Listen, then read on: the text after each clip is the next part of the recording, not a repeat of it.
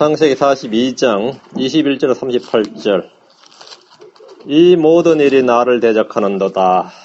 야곱이 말년에 한 말입니다.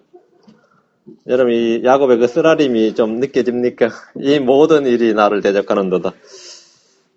창세기 42장 36절 창세기 42장 36절 같이 읽습니다. 창세기 42장 36절 그들의 아버지 야곱이 그들에게 이르되 너희가 나로 하여금 내 자식들을 잃게 하였도다. 요셉도 없어졌고 시몬도 없어졌는데 너희가 또 베냐민을 빼앗아가고자 하니 이 모든 일들이 나를 대적하는도다 하거늘. 말년에 야곱이 그래서 상당히 믿음이 많이 성숙한 과정이었는데 지금 상황은 뭐 거의 감당 못할 상황이었죠. 요셉 죽고 시몬도 다 죽었다고 보고 이제 베냐민도 데려오라고 했는데 가면 죽는다고 생각을 했었어요. 그런 상황에서 이 모든 일들이 나를 대적하는도다. 그런데 물론 이제 신약계 크리스천들은 이 모든 일들이 합력하여 선을 이루는도다 뭐 이래야 정상이죠. 이게 야곱이 그랬으면 뭐 진짜 게임 끝나는 거고 이제 그 정도까지는 이제 가지를 못한 상황이에요. 이 모든 일들이 나를 대적하는도다 했습니다. 일단 기도합시다. 위대하신 거룩하신 주 하나님 감사합니다. 주님께서 은혜와 복을 주셔서 저희가 주의 말씀을 통해서 큰 은혜와 위로와 힘과 평강을 얻게 하옵시고 우리 주 예수 그리스도를 점점 알게 해주시옵소서. 말씀에 그 빛이, 말씀에 그 담긴 그 빛이, 말씀에 담긴 그 영과 생명이 저희 속에 충만하도록 도와주시옵소서. 저희가 지금 눈으로 읽고 보고 듣는 이 하나님의 말씀, 그 말씀을 통해서 말씀이신 우리 주 예수 그리스도가 저희 안에 형성되도록 인도해 주십시오. 감사드리며 주의 성도 기도합니다. 아멘. 예. 이집트로 양식을 구하러 왔던 요셉의 형들은 중대한 시험, 위험, 위기에 빠졌습니다. 이집트의 총리로부터 정탐꾼이라는 혐의를 받아서 감옥에 갇혔습니다. 이들은 자신들이 진실한 자임과 이집트의 정탐꾼이 아님을 스스로 증명해야 됐습니다. 일반적으로 혐의를 씌운 쪽에서 유죄를 입증해야 되는데 피고들이 무죄를 입증해야 되는 그런 상황입니다. 누구한테 책임이 돼요? 보통 일반적으로는 고소자가 유죄를 입증해야 되죠. 보통은. 근데 피해자가 무죄를 입증해야 되는 그런 사법 시스템이 있으면 사람 잡아요. 죽어요. 그건 걸면 걸리는 거지. 무죄를 입증하기 쉽지 않거든요. 그건 보통 이제 법치국가는 대부분 다 유죄를 입증해요. 유죄가 입증되지 않을 때까지 무죄다. 이게 무죄 추정의 원칙이 일반적이고, 좀 이제 후진국이나 좀 안 된 나라들은 네가 무죄를 입증을 하면 유죄다. 뭐 이런 식으로 되는데 지금 이집트에서 요셉의 형들은 이제 요셉한테 너희들이 스스로 무죄를 입증하라 이래 된 거죠. 요셉의 형들은 3일 동안 감옥에 갇혀 있다가 한 명을 남겨두고 가나안 땅으로 가서 베냐민을 데려와야 됩니다. 요셉은 그들에게 속죄의 진리를 가르치고 있습니다. 그들은 전에 까닭없이 요셉을 팔아버렸습니다. 그러나 이번에는 누군가의 희생을 통해서만 자신들이 감옥에서 나와서 양식을 가지고 가나안 땅으로 갈 수 있고 자기 집을 구원할 수 있습니다. 안 그러면 굶어 죽어요. 특징은 형제 희생입니다. 유대인들은 자신들의 형제 중 하나가 죽음으로써만 온 민족이 구원을 받을 수 있다는 이 속죄의 진리, 그 희생양의 진리를 아주 옛적부터 반복적으로 배웠습니다. 요한복음 11장 50절에서 52절 보면 대제사장 가야바가 이렇게 말합니다. 또 한 사람이 백성을 위해 죽어서 온 민족이 멸망하지 않게 되는 것이 우리에게 유익한 줄을 깊이 생각하지 아니하는도다 하더라.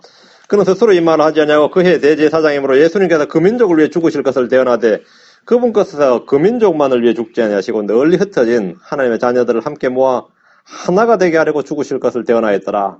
한 명이 죽어야 된다 이거예요. 한 사람이 백성을 위해서 죽었어요. 한 사람이 백성을 위해 죽어서 온 민족이 멸망하지 않게 되는 것. 창세기부터 나오는 거다 말이죠. 대제사장 가야바는 예수님을 죽이지 않은 의견을 낼 때 그분의 죽음이 온 민족을 위한 죽음이고 민족의 멸망을 막고 구원하는 죽음임을 선포했던 겁니다. 이스라엘은 가나안의 기근에서 구원받기 위해서 요셉의 희생이 필요했습니다. 요셉의 형들은 지금 감옥에서 구원받기 위해서 형제 중 한 명, 시몬의 희생이 필요했습니다. 그들이 다시 돌아와서 양식을 얻고 형제를 구출하기 위해서는 또 한 명의 희생, 또 한 명의 형제 희생이 필요한데 그건 베냐민의 희생이 필요합니다. 누군가의 희생 없이는 누군가의 값을 치르지 않고는 양식이나 생물을 얻지 못합니다. 우리를 위해서는 누가 희생물이 되셨습니까? 우리를 위해서 누가 값을 치르셨습니까? 예수 그리스도입니다. 고린도서 5장 7절에 우리의 유월절 어린 양 곧 그리스도께서 우리를 위하여 희생물이 되셨느니라. 예수 그리스도께서 우리를 위하여 뭐가 되자? 희생물이 되셨느니라. 에베소 5장 2절에도 그리스도께서 우리를 사랑하사 우리를 위해 자신을 향기로운 냄새 헌물과 희생물로 하나님께 드리신 것 같이 이 사랑 안에서 걸으라 했습니다. 우리를 위해 자신을 향기로운 냄새 헌물과 희생물로 드리셨다 했어요. 예수님은 우리의 죄들로 인한 한 희생물이 되셨고 자신을 희생물로 드리셨습니다. 자, 오늘 본문 21절입니다. 그들이 서로 이르되 우리가 우리 동생에 관하여 참으로 죄를 지었도다. 이제 동생이란 말에 마크하시고요. 우리가 우리 동생에 관하여 참으로 죄를 지었도다. 그가 우리에게 간청할 때 우리가 그의 혼의 고통을 보고도 들으려 하지 아니하였으므로 이 괴로움이 우리에게 많은도다 하매. 창세기 37장이 안 나오는 장면이죠. 성경을 통독해야 되는 이유예요. 다른 데서 앞에 진리를 보충되고 또는 가르쳐 줄 때가 많이 있어요. 성경을 여기저기 다 봐야 되는 이유죠. 통독을 해야 되는 이유입니다. 감옥에 갇힌 10명의 형제들은 마침내 자신들의 죄들을 서로 고백하고 시인했습니다. 20년이 훨씬 더 지난 일이었지만 죄는 그들의 양심 속에 깊이 박혀 있었고 마음속에 자리 잡고 있었습니다. 세월이 지난다고 죄가 없어지지 않습니다. 세월이 지난다고 해서 그것이 점점 패스어웨이 하는 게 아니단 말이죠. 사라지는 게 아니단 말입니다. 우리가 우리 동생에 관하여 참으로 죄를 지었도다란 말은 양심의 가책을 받은 형제들의 고백입니다. 그들은 그동안 외면하고 묻어두었던 은밀한 죄, 은밀히 숨겨두었던 죄를 서로 간에 지금 자백을 했습니다. 죄를 시인하고 자백하는 자는 긍휼을 얻습니다. 대화하는 때 유대인들은 고난 가운데서 자신들이 그리스도를 배척하고 죽인 죄를 깨닫게 될 것입니다. 예수님을 죽인 그 피가 자신들에게 그대로 돌아왔다는 사실을 직감하고 우리가 참으로 죄를 지었도다 이렇게 외칠 것입니다. 민족이든 개인이든 죄를 깨닫고 시인하고 회개하기 전에는 구원이 없습니다. 죄를 인정하고 고백하는 회개야말로 하나님의 구원에 이르는 첫 번째 단계입니다. 형들은 그때 일을 기억하면서 그가 우리에게 간청할 때 우리가 그의 혼의 고통을 들으려 하지 아니하였으므로 이렇게 했는데 이는 창세기 37장에서 요셉이 물 없는 우물에 갇혔을 때 형들에게 간청했으며 혼의 고통을 겪었음을 생생하게 보여줍니다. 요셉은 도살장에 끌려가는 양처럼 잠잠한 것이 아니라 형들에게 간청을 했고 혼의 고통을 겪었지만 배척당하고 거절당했음을 보여줍니다. 예수님은 재판장에서 자신을 정죄하는 사람들 앞에서 잠잠하셨는데 이는 올리브산에서 아버지 하나님께 간청하며 혼의 고통을 쏟아내셨기 때문입니다. 형제들은 이 괴로움이 우리에게 많은도다 라고 하면서 자신들이 죄의 삭스를 온전히 받고 있음을 인정했습니다.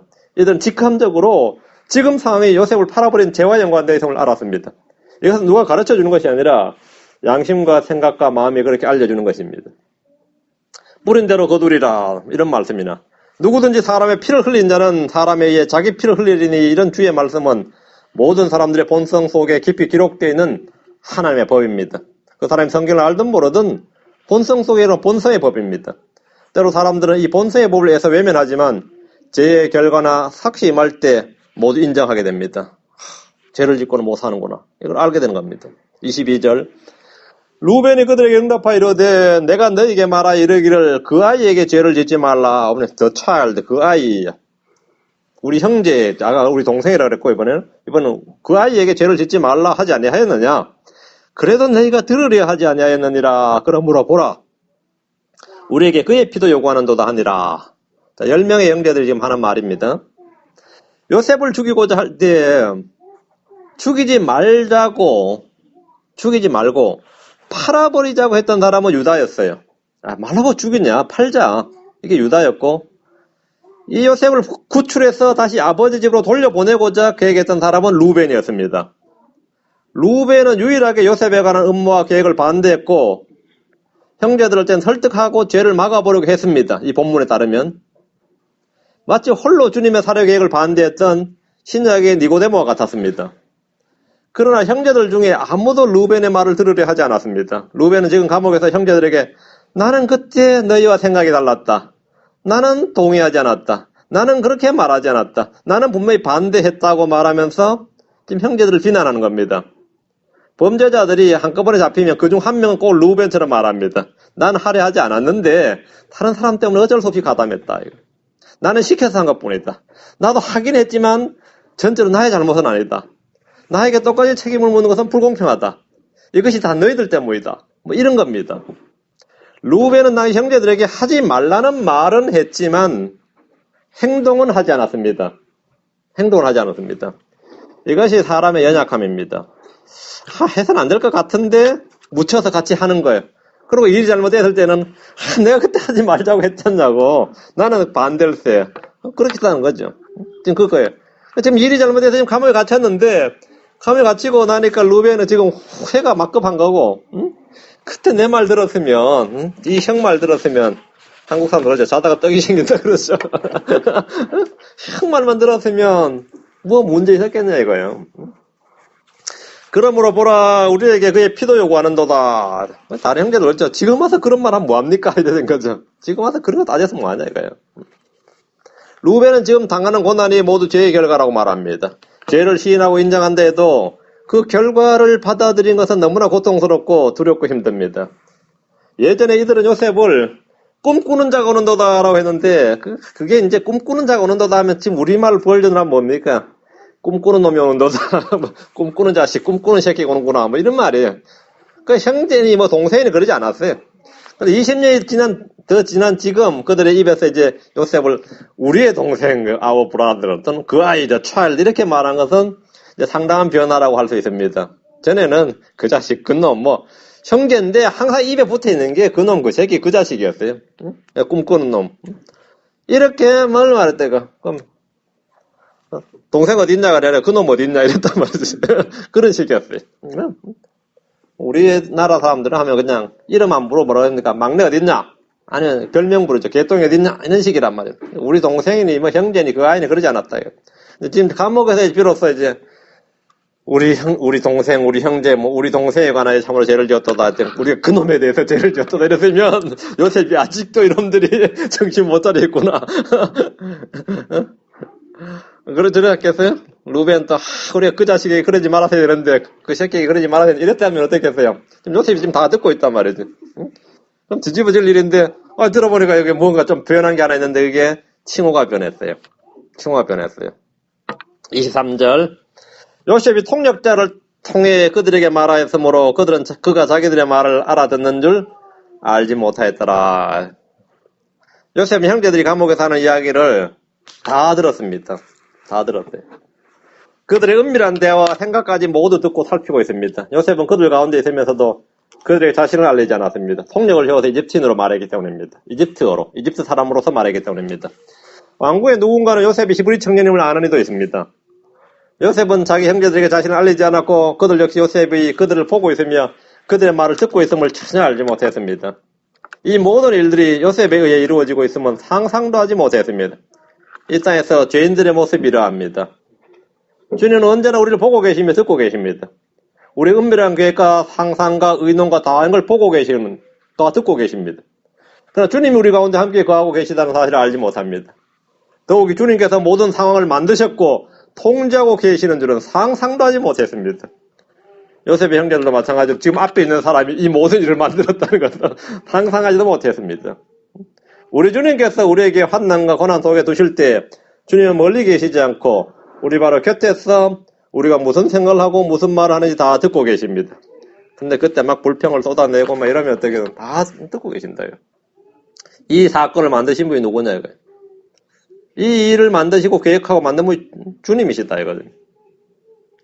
24절입니다. 요셉이 그들을 떠나 몸을 돌이켜서 울고 그들에게 다시 돌아와서 그들과 대화하다가 그들 중에서 시몬을 취하여 그들의 눈앞에서 결박하였더라. 시몬이 난감한 시몬을 잡아다 그냥 그 자리에서 결박을 했다 이거죠. 요셉은 형들이 하는 이야기를 듣고 그들을 떠나서 울었습니다. 우리 주님께서 예루살렘을 보시면서 우셨던 것을 연상시키는 장면입니다. 누가복음 19장 41절에 그분께서 가까이 오사 그 도시를 보시고 그 도시로 인해 슬피 우시며 그들이 요셉을 판 후에 잊고 지낸 것이 아니며 20년이 훨씬 지난 지금도 그 문제로 양심의 가책을 받고 그 두려움에 빠져있고 고통받는다는 사실을 알았기 때문입니다. 그들은 자신들의 죄를 알고 있었고 그 죄로 인해 주님께 받는 징계와 심판을 두려워하고 있습니다. 우리는 피해자의 고통을 말할 때 가해자 역시 동일한 고통을 겪고 있음을 우리가 압니다. 요셉은 다시 돌아와서 그들과 대화하다가 그들 중에 시몬을 취하여 그들 앞에서 결박했습니다. 시몬은 요셉을 팔 때 죽이자고 주도했던 인물입니다. 시몬은 죽이자, 유다는 팔자, 루벤 돌려보내자 뭐 이랬던 거죠. 이는 훗날 야곱의 말을 통해 드러납니다. 창세기 49장 5절에 시몬과 레이는 형제요 잔인한 도구가 그들의 처소였도다 했어요. 잔인한 칼이 있다. 칼이 그들의 처소였도다. 시몬과 레위는 디나의 사건 때 칼을 들고 세겜 족속을 멸할 때 그 선두자들이었어요. 형제들 중에서 유난히 칼을 앞세우는 사람이 시몬과 레위인데 요셉을 죽이자고 할 때 주도했던 인물이 시몬이었던 것을 쉽게 알 수 있습니다. 그걸 바로 요셉은 그들과 대화하다가 시몬 너였구나 하고 잡아다가 그 자리에서 결박을 한 거죠. 그럼 한번 나머지 형제들 9은 역시 인간보야. 그나마 역시 그랬을 것 같아요. 이제 꼬리 자르기죠. 꼬리 자르기예요.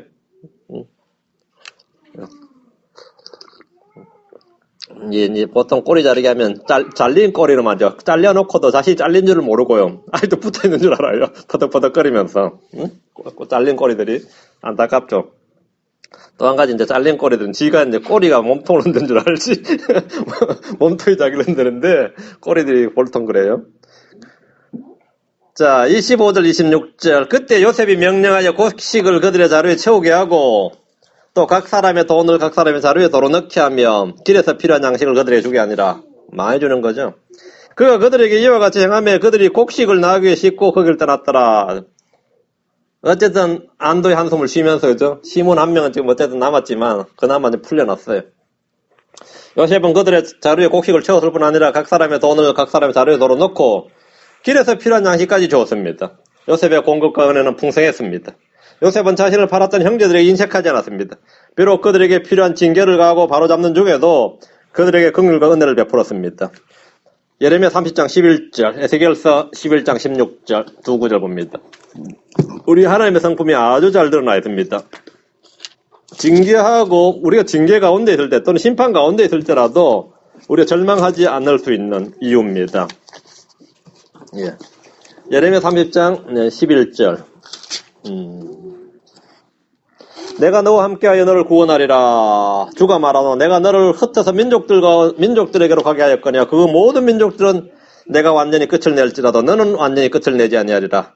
다만 내가 적절히 너를 바로잡을 것이요. 징계죠. 전혀 벌하지 않는 채 두지는 아니하리라. 그래서 징계하고 벌을 해도 완전히 끝을 내지 않는다 이거죠. 주님은 범죄한 이스라엘을 심판하시면서도 긍휼을 베풀 것을 말씀하셨습니다. 징계와 벌을 주시지만 그런 중에도 여전히 주님의 긍휼과 은혜가 있습니다. 에스겔 11장 16절 놀라운 말씀이죠.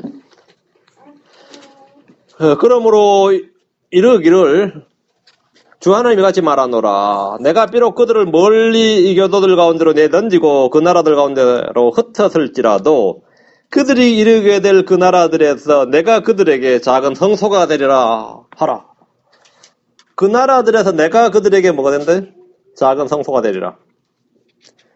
주님은 이교도들 가운데로 흩어진 이스라엘에게 친히 작은 성소가 될 것임을 말해주셨는데 그 성소가 된다는 말은 뭐죠? 자신이 그들 가운데 거하겠다는 거예요. 그들 가운데 함께 하겠다 이거죠.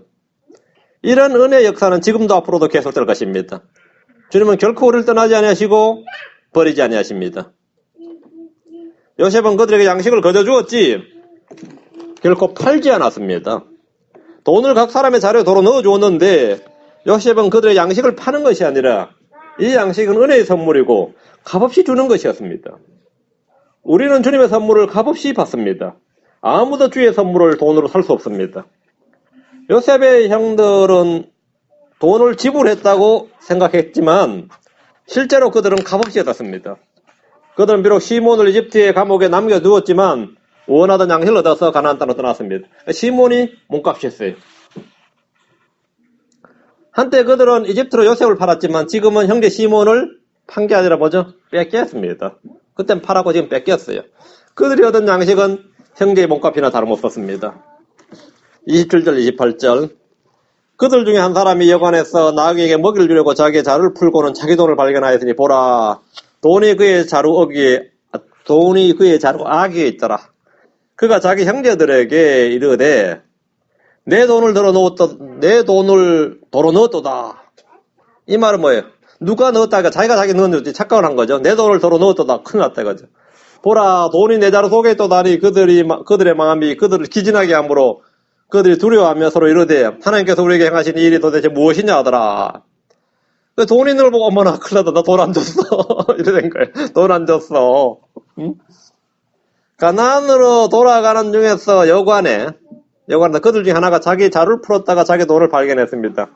값을 치르고 산 줄 알았던 돈이 자루 속에 그대로 담겨 있었던 겁니다. 평소 같으면 공짜로 얻은 양식이라고 좋아했을지도 몰라요.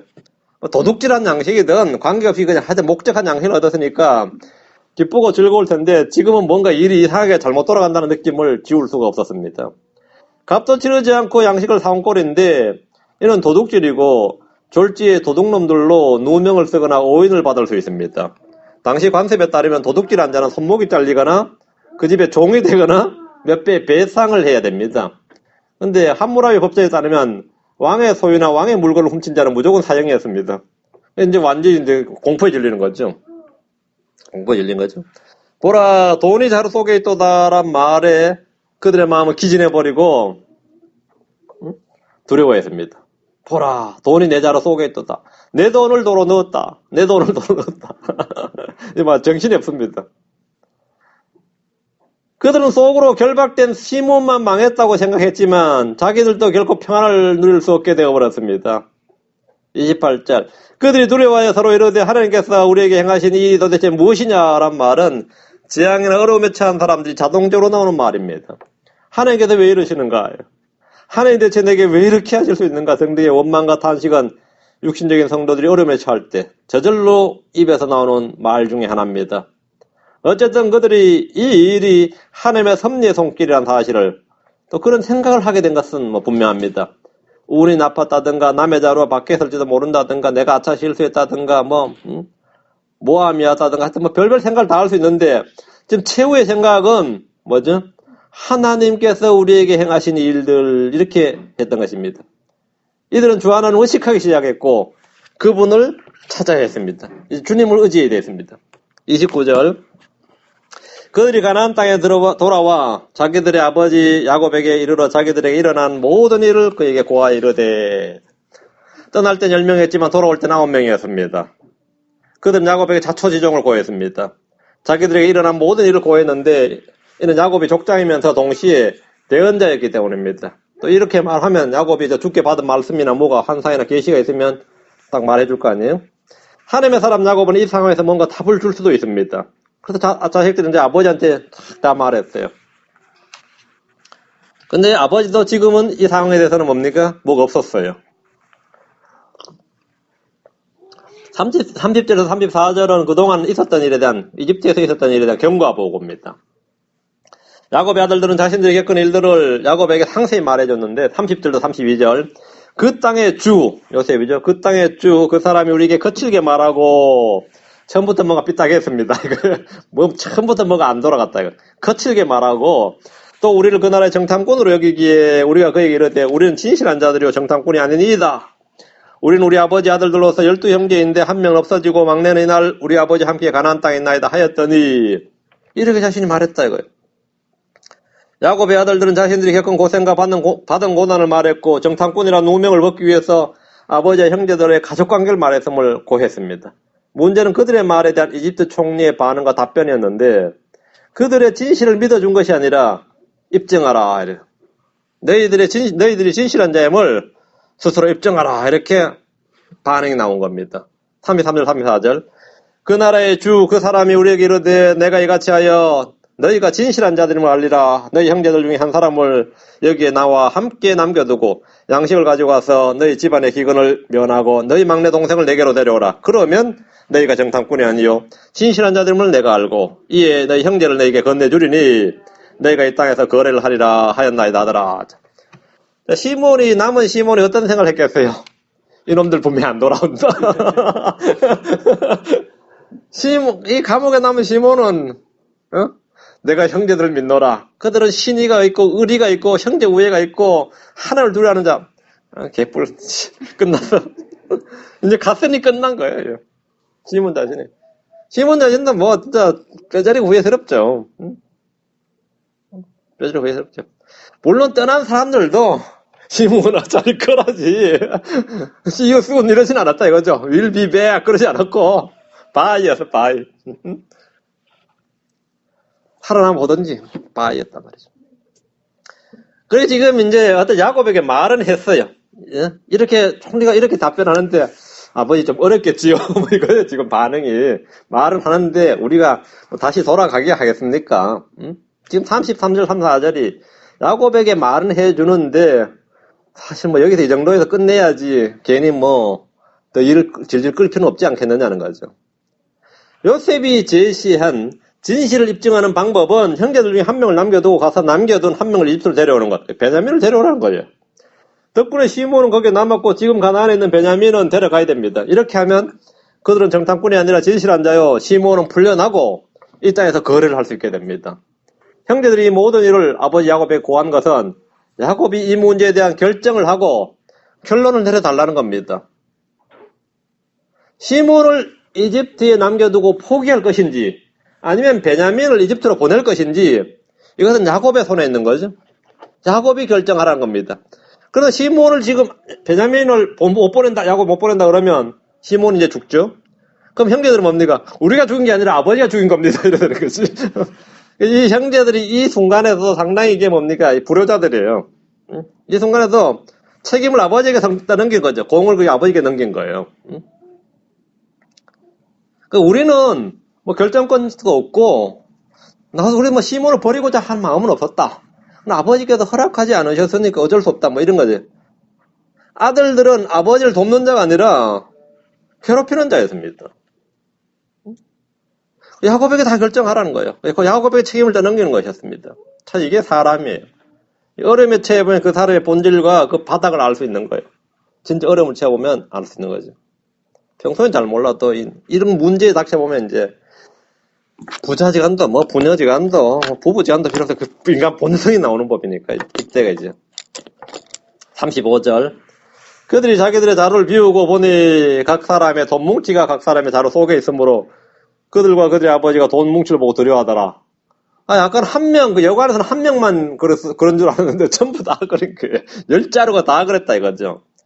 이제 그들은 각자 이집트에서 가져온 양식 자루를 비웠는데 각 사람의 돈 뭉치가 각 사람의 자루 속에 그대로 다 있었습니다. 여관에서 한 명의 자루에서 돈이 나온 것은 이미 알았는데 모든 사람의 자루 속에 각자의 돈이 그대로 다 있었습니다. 이 장면을 본 형제들과 야곱은 두려웠습니다. 두려웠다.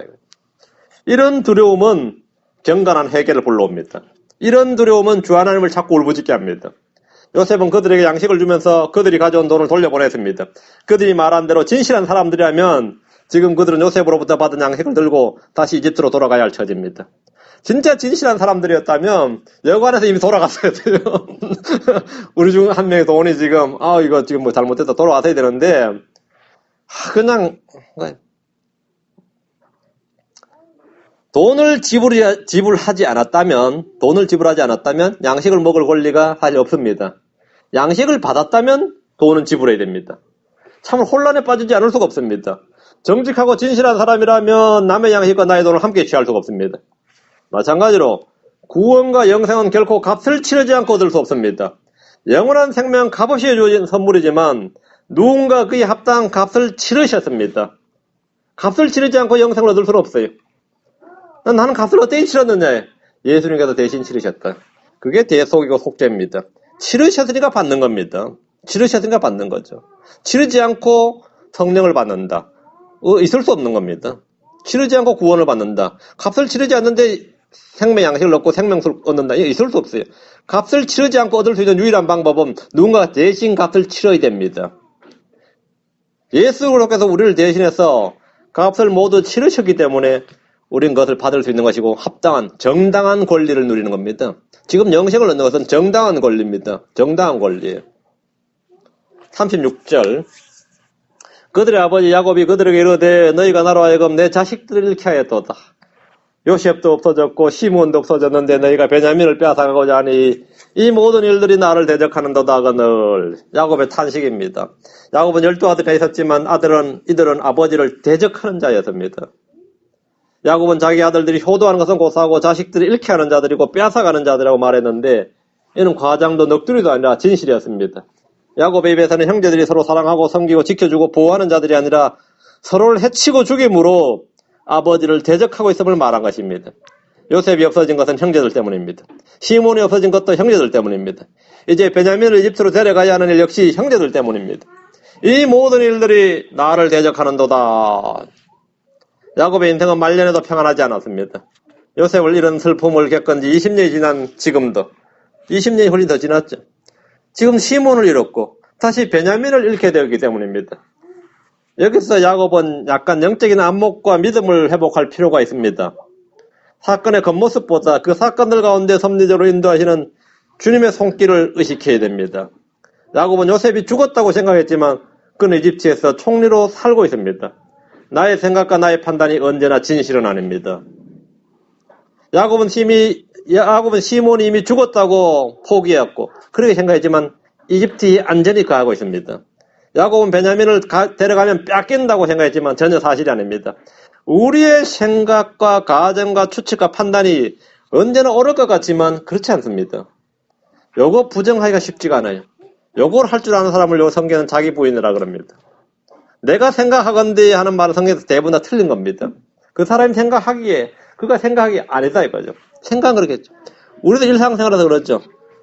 왜 이거 안 했냐 그러면 깜빡했네. 나 한 줄로 생각했는데 난 당신이 한 줄로 알았는데 당신이 한 줄로 생각했는데 그 생각 다 뭐였어? 다 오류였다 이 말이요. 다 오류로 드러난 거죠. 그 오류로 드러날 때마다 하는 말이 뭐죠? 난 한 줄로 알았는데 생각했는데 우리 생각이란 게 얼마나 헛된 줄 알 수 있는 거죠. 자신의 느낌만 믿지 못하는 게 아니라 자신의 생각도 전혀 신뢰할 수 없는 겁니다. 나는 예수를 믿는 줄로 알았는데 이러면 어떻게 되죠? 나는 예수님을 잘 믿은 줄로 알았는데 난 그렇게 생각했는데 그 사람 훌륭한 크리스천인 줄로 생각했는데 이게 전부 다 아니란 말입니다. 생각은 지금 네 가지를 전부 다 네 가지가 다 틀려요. 전혀 사실이 아닙니다. 야곱은 이 모든 일들이 나를 대적하는도다라고 했지만 사실 이 모든 일은 야곱을 위해서 일어난 일들임이 후에 밝혀집니다. 야곱을 대적한 게 아니라 야곱을 위한 일이었습니다. 우리는 눈에 보이는 것들이 전부가 아님을 분명히 알고 주님을 신뢰해야 됩니다. 모든 일들이 나를 대적하는 것 같지만 이런 순간에 로마서 8장 28절에 있는 말씀을 기억해야 됩니다. 우리가 알거니와 하나님을 사랑하는 자들과 그분의 목적에 따라 부르심을 받은 자들에게는 모든 것이 합력하여 선을 이루느니라. 맞습니까? 아멘. 아멘. 예. 지금 우리가 당하는 모든 일들이 합력하여 선을 이룬다. 이거 엄청난 이야기입니다. 엄청난 이야기예요. 주님이 함께 하시면 사망의 어두운 골짜기에서 그냥 묻히는 것이 아니라 통과해서 푸른 초장과 쉴만한 물가에 이르러 식탁에 앉게 됩니다. 여기서 이대로 묻히나? 묻히지 않는데 통과한다 이거요. 네? 골짜기 묻히는 게 아닙니다. 37절. 루벤이 자기 아버지에게 말하 이르되 내가 그를 아버지에게로 데려오지 아니하거든 내 두 아들을 죽이소서. 그를 내 손에 넘겨주소서. 내가 그를 다시 아버지께로 데리고 돌아오리다 하며 이 말씀 딱 와닿습니까? 루벤이 지금 야곱에게 말하여 내가 그를 베냐민을 말이에요. 아버지에게로 데려오지 아니하거든 내 두 아들 중에서 그를 베냐민을 내 손에 넘겨주소서. 내가 베냐민을 다시 아버지께로 데리고 돌아오리다 이 말입니다. 그는 다 베냐민입니다. 루벤은 장자로서 자기 아버지에게 자신이 베냐민을 반드시 데려오겠다. 그러니 나한테 넘겨라. 베냐민을 나한테 넘겨라 이거예요. 아버지 손에 들지면 나한테 넘겨라 이거. 만약 내가 이 일을 못하면 아버지에게 내 두 아들 줄 테니까 인질로 내 손 이게 인질이 되나? 인질이 되는지 모르겠지만 내 아들 둘을 인질로 아버지에게 드릴 테니까 죽이라 이랬어요. 참 무식한데 저도 지금 이게 대학 1학년 때 저희 목자하고 성경 공부할 때 이 장면을 공부하면 내가 이게 대체 무슨 짓거리냐 그랬던 기억이 나요. 이게 대체 무슨 짓거리요? 이런 기억이 나요. 이게 대체 뭐냐 이게. 그때 보시면 그때는 아버지가 생사 여탈권을 가지고 있어가지고 어쩌고 그렇게 답을 하셨던 기억이 나네요. 어쨌든 르벤은 이 장자로서 이번엔 내가 지금까지 동생들 한 번도 못 지켰으니까 가인이 하나님께 내가 내 아우를 지키는 자니까 근데 맞아요. 아우를 지키는 자 맞아요. 장자는 아우를 지키는 자입니다. 네, 맞습니다. 근데 베냐민은 지금까지 아우를 지키지를 못했어요. 그러니까 이번에는 내가 한번 지켜보겠다 그런 거죠. 지켜보겠다 이거. 그러니까 루벤은 동생 요셉을 보호하지 못했고 시몬을 지키지 못했던 터라 베냐민만큼은 반드시 아버지께로 다시 데려오겠다고 약속했는데 만약 이 약속을 지키지 못하면 자기 아들 둘을 죽이라고 했습니다. 베냐민 하나와 자기 아들 둘을 맞바꾸겠다는 이 결연한 의지를 표현한 겁니다. 루벤은 아버지가 사랑하는 아들 베냐민을 위해서 자기가 사랑하는 아들 둘을 내놓겠다는 겁니다. 이 정도면 거의 막가이가 되지 않느냐 이 말이에요. 응? 루벤의 결의와 결단은 엄청난 겁니다. 일반적으로 사람은 자기 아들이 자기 부모나 형제보다 앞섭니다. 내 자식이 그 자식 감기 걸렸다가 아버지 지금 죽어가는 데서 못 가고 있다가 임종 늦었다고 막 후회하고 울고 한 사람들 많잖아요. 응? 아들 뭐 좀 더 돌보다가 막 병원으로 달려갔는데 아버지 죽어버렸대요. 근데 아버지들, 어머니들은 참 어때요? 자식을 다 내놓잖아요. 마지막까지. 그리고 저희 장인어른도 그랬다더라고요. 뭐 마지막까지. 아들이, 아버지, 이제 제가 더 해줄 일이 없습니다. 그러니까, 괜찮다. 그게 인생이다. 그랬거든. 그게 인생이다. 저도 깜짝 놀랐어요. 그 말 듣고. 막 고통스러운 엄마가 막 항암 투정, 막 항암 치료받고 막 아파서 막 하는 거 보면서 옆에서 막 울고 있으면 엄마가 뭐라 그럽니까? 안 아프다. 괜찮다. 안 아프다. 그런다. 괜찮다. 안 아프다. 그게 사람이, 그게 자식 앞에서는 그런 거예요. 부모. 부모들은 막 자식 아프면 막 감당 못하죠. 안 그래요? 대부분 다 그렇단 말이에요. 근데 지금 루벤도 뭐 인간인데 자기 자식 둘을 자기 형제하고 바꾸겠냐 이거죠, 솔직히. 근데 지금 바꾸겠다고 지금 말을 했어요. 그 야곱이 봐도 야 이거 루벤이 철든 거죠. 이거 엄청난 거다. 장자가 지금까지는 루벤 특징이 뭐예요? 언스테이블입니다. 나중에 창세기 49장에 루벤에 대해 할 때 장자 루벤은 불안정하여 물같이 불안정하여 38절 보여. 그가 이르되 내 아들은 너희와 함께 내려가지 아니하리니 그의 형이 죽고 그만 홀로 남았도다. 만일 너희가 가는 길에서 재난이 그에게 닥치면 그때는 너희가 나의 흰머리를 슬픔과 함께 무덤으로 떨어뜨리로다 하니라.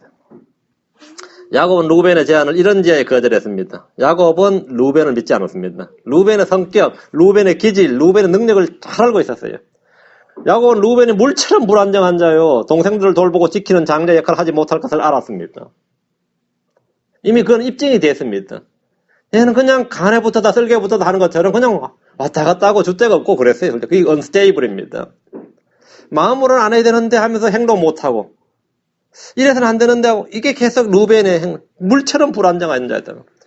그 도저히 야곱이 받을 때 루벤의 말을 이건 뭐 전혀 신뢰할 수 있는 말이 아니다. 그냥 안 된대. 내 아들은 너희와 함께 내려가지 아니하리니 시몬 포기. 야곱의 결단력이지. 시몬 포기한다. 응? 그의 형이 죽고 그만 홀로 남았도다. 야, 만일 너희가 가는 길에서 재난이 그에게 닥치면 그때는 너희가 나의 흰머리를 슬픔과 함께 무덤으로 떨어뜨려다. 베냐민 잘못되면 너희가 나를 죽이는 거다. 이거 베냐민 죽인 게 아니라 나를 죽이는 거다. 이거 너희가 아비를 죽인 자다. 이거 이렇게 말한 겁니다.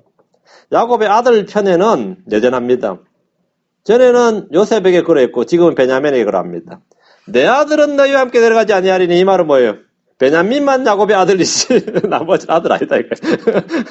베냐민만 야곱의 아들이고 나머지 너희들은 내 아들은 너희와 함께 내려가지 아니하리니 그렇게 보일 정도고 그의 형이 죽고 그만 홀로 남았도다. 나머지는 전부 다 뭐예요? 아니다 이거.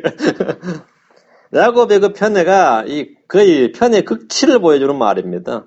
라헬에게서 태어나지 않는 아들들은 아예 자신의 아들들에서 제외된 것처럼 보입니다. 라헬에 태어난 아들들, 요셉과 베냐민이 성골, 다음에 진골, 나머지 6두품, 5두품, 4두품이에요. 골품이에요, 골품. 지금 야곱이 지금 그래. 지금 뭐 말이 그렇단 말이죠. 야곱 만약 베냐민에게 재난이 닥치면, 그때 너희가 나의 흰머리를 슬픔과 함께 무덤으로 떨어뜨린 것이라 말합니다. 이대로 죽는다 이 말이에요. 죽는데. 너희가 나를 죽인 거다 이거죠. 베냐민이 잘못되면 너희가 나를 죽이는 것이다 이렇게 말합니다. 야곱은 베냐민이 죽는다면 자신도 슬픔 속에 백발과 더불어 무덤에 묻힐 것임을 말한 것입니다. 상황은 참으로 암울합니다. 참으로 암담하죠. 모든 일들이 나를 대적한 것 같을 때 이럴 때 우리는 어떤 자세를 취해야 됩니까? 이럴 때 고린도후서 4장 8절에 10절입니다. 우리의 인생에서 뭐 야곱과 같은 일들이 없겠습니까? 우리에게도 마찬가지 있지요.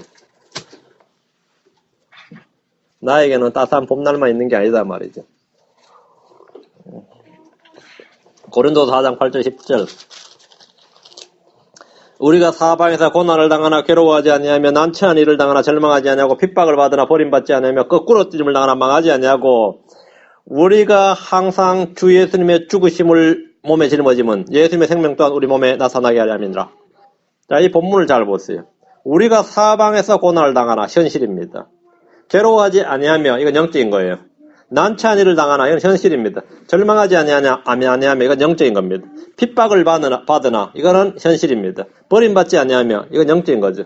거꾸로 뜨림을 당하나 이거는 현실입니다. 망하지 아니하고는 영적인 거죠. 그러니까 현실에서는 고난을 당하고 난처한 일을 당하고 핍박을 받고 거꾸로 뜨림을 당한다 이거죠. 이것이 없는 기독교, 이것이 없는 현실을 추구하는 신앙을 우리가 기복신앙이라 그럽니다. 이거는 있다는 겁니다. 이건 있다 이거. 이건 우리가 이게 있다 이거예요. 근데 이게 있을 때 우리가 사방에서 고난을 당하나 죽겠고 이 말이 아니라 고난을 당하나 이게 전부 낫자. 괴로워하지 않냐. 벗. 이게 신앙입니다. 현실에서는 고난을 당합니다. 맞죠? 그러나요? 모든 일이 나를 대적하는도다. 이건 현실입니다. 그러나 뭐라고요? 나는 뭡니까? 단련을 받았도다. 나는 열매를 맺었도다. 나는 자라났도다. 이것은 뭡니까? 영적인 겁니다. 우리가 당하는 환난 속에서 우리가 기뻐하고 즐거워해야 되는 것은 나 이거예요. 그러나요.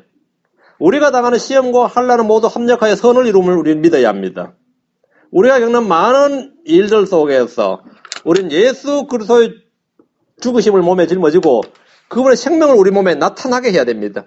이것이 바로 주님께서 우리에게 고난을 허락하시는 이유입니다.